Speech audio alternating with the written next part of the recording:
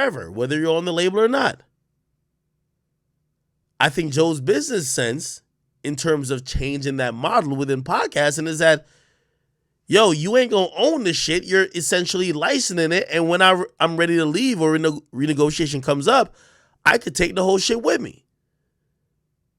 So this is why I wouldn't stamp that comment that Charlamagne is saying in that Joe doesn't know business. I think Joe does know business, but I think the way Joe's going about podcast business is that he's going about it as being a trailblazer and he's trying to write new rules. Just like how Dave Chappelle wrote new rules when he signed away his rights to Comedy Central. Comedy Central licensed his show to Netflix, and he threw, I'm just call it a hissy fit, and Comedy Central dropped the show, and Netflix dropped the show, and Comedy Central had to go to him and basically work out a deal that he could own the shit.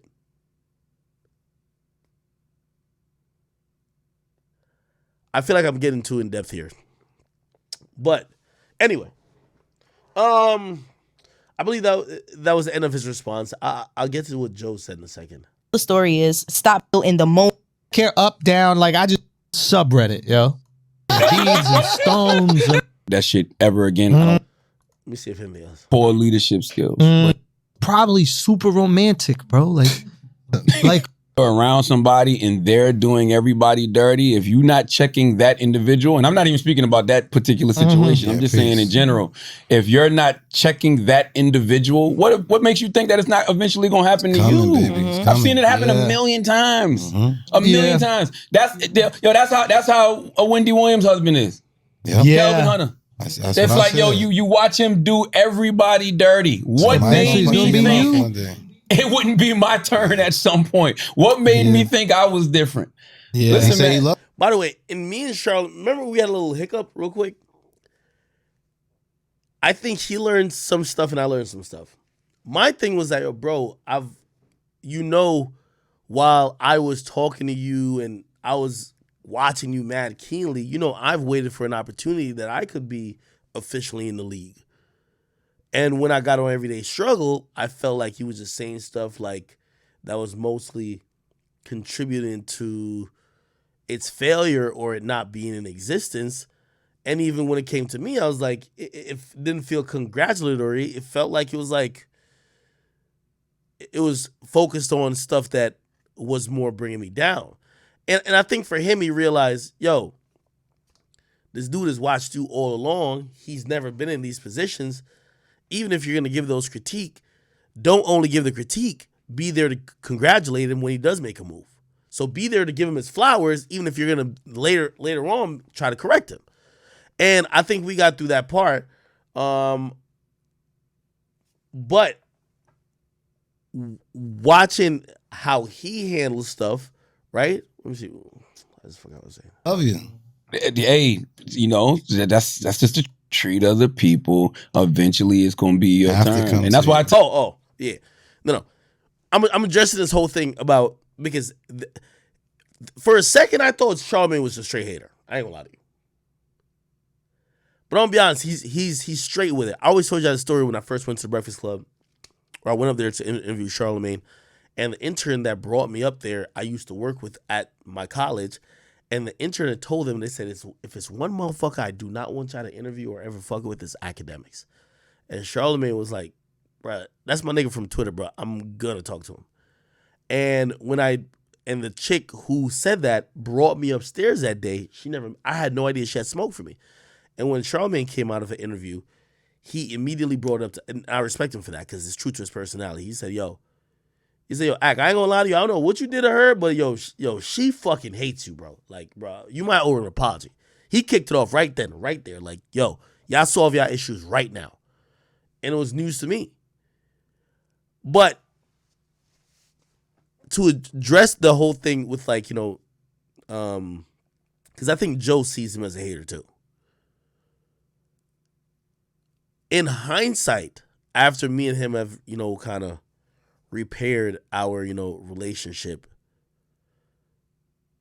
We're not repaired, but just, clarify some shit.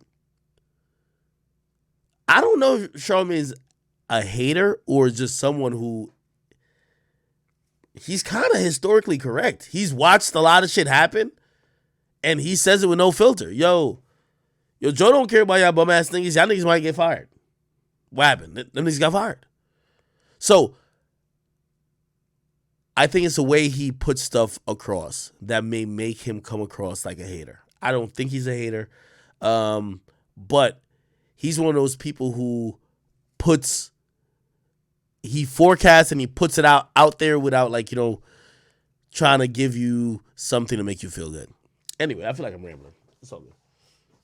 All right. Yeah, nah, I feel like he does speak facts because even now I talk to him, I'm like, sure, I ain't gonna lie to you. I was kind of like, I felt the way how you predicted how everyday struggle would be. But in hindsight, watching how everything went on, you were right. My only gripe with you is just that for me, who's a newcomer, I wish you would have shown me some love at least when it first kicked off. Not just be the person just predicting it was going to end. So, he's right a lot, but it's a thin line for most people in terms of accepting you giving your honest opinion and thinking you're hating. Let me just play this Joe shit real quick. I'm moving on from all this media shit. I ain't got time for it. And if you wanna, or if you're interested in any type of shit between these motherfuckers in terms of media, or like Joe with women claiming this, or Charlamagne ex-rape accuser, that ain't got nothing to do with me. I don't play like that with media personalities. I think that's dirty.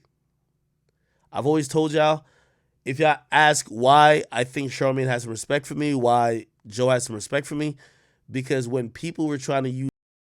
Can I ask you a question? Why did you get vaccinated? Try to get back to some type of normal life. Tired of being cooped up? I love to travel, and I'm ready to get back to it. I like to get back to my grandmother's hugs. I really like being around people. It's not the same doing it virtually. We miss the touch and then dancing together and laughing together and singing together. Why did you get vaccinated? It gives us hope. Oh, the shot is giving me a peace of mind. Hey, Granny, I'm coming to hug you one day soon. No one knows who invented panic. Let the games begin! No one knows who the judges are. They're watching what we do, studying all the players. And no one knows who to trust. This game put 2 of our kids in the ground. Someone's gonna pay. All we do know is that this town is full of secrets.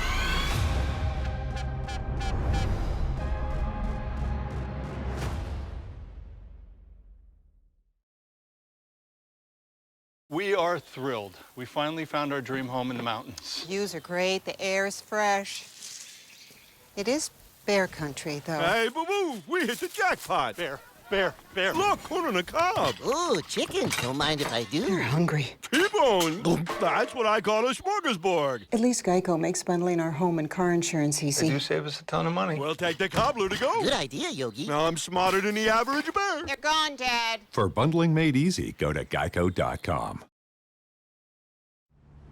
You think you're into your shows now?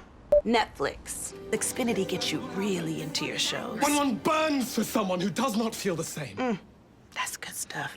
Tons of shows, movies, and streaming apps searchable by voice. Always in a rush. All with Flex, included with Xfinity Internet, so your entertainment starts at free. So go on, get really into your shows. Xfinity. It's a way better way to watch. Look, I'm going to give you that information. Whatever you do with it is what you do with it. Same idea with Charlamagne. Yo, Char, I don't know what's going on, but motherfuckers is sending me a whole detailed and even audio conversations with someone who's trying to say they're a victim, and they have a whole story about you. They felt because of whatever to fucking, they want me to bury you. I don't want no parts of that. That's how I think you earn someone's respect. I don't know if people, I don't know if maybe I'm doing too much that people wouldn't do for me, But I look into most of these things and I'm like, nah, I'm good. Let me play the clip though. Some of them other groups, they shutting that shit down.